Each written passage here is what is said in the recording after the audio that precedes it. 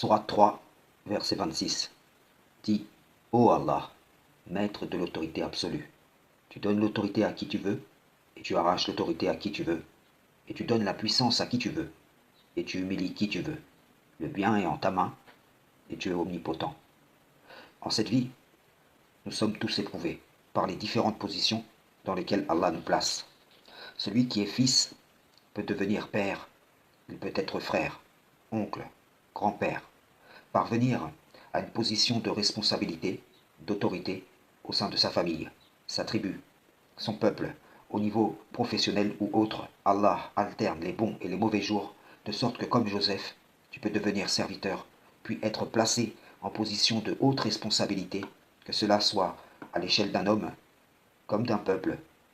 L'autorité peut être anéantie.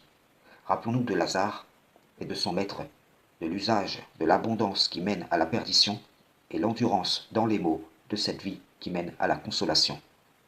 David fut fait calife sur terre, mais à quoi lui aurait servi son autorité s'il avait été un roi injuste? Rappelons-nous de ceux qui dirent: croirons-nous en deux êtres humains comme nous, alors que leur peuple nous sert de serviteurs?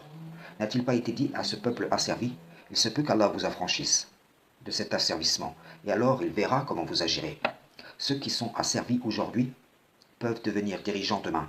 Et en vérité, à partir de la première ou la seconde position, les cœurs sont éprouvés, de sorte qu'il ne profitera jamais à celui qui a été asservi de devenir un nouveau tyran. Comme celui qui perd son autorité en cette vie peut trouver un gain dans ce qu'Allah lui arrache après lui avoir donné. Rappelez-vous des femmes de Noé et de Lot qui, sous la responsabilité de ces deux serviteurs vertueux, ont toutes deux trahi. En opposition à la femme de Pharaon qui, sous l'autorité d'un homme impie, a été exemplaire. Rappelez-vous de cet enfant que tu as, celui que Moïse accompagna. Quelle fut la crainte à son sujet? Qu'il n'impose à ses parents la rébellion et la mécréance. D'un autre côté, Allah nous prescrit de ne pas obéir à nos parents s'ils nous commandent de lui associer quoi que ce soit. Celui qui commande à sa famille la prière et l'aumône n'est pas comme celui qui en causera la perte. Il est écrit: est-ce eux qui distribuent la miséricorde de ton Seigneur? C'est nous qui avons réparti entre eux leur subsistance dans la vie présente, et qui les avons élevés en grade les uns sur les autres, afin que les uns prennent les autres à leur service. La miséricorde de ton Seigneur vaut mieux cependant que ce qu'ils amassent. Il y a les rangs terrestres, et il y a les rangs célestes. La responsabilité, l'autorité, beaucoup la recherchent, et dans tous les domaines, mais c'est dans l'usage de celle-ci, la manière dont elle est exercée, que cela profite ou non, au passé, au présent ou au futur. Dans une vie, tu peux être tantôt responsable d'eux, tantôt sous la responsabilité d'autres.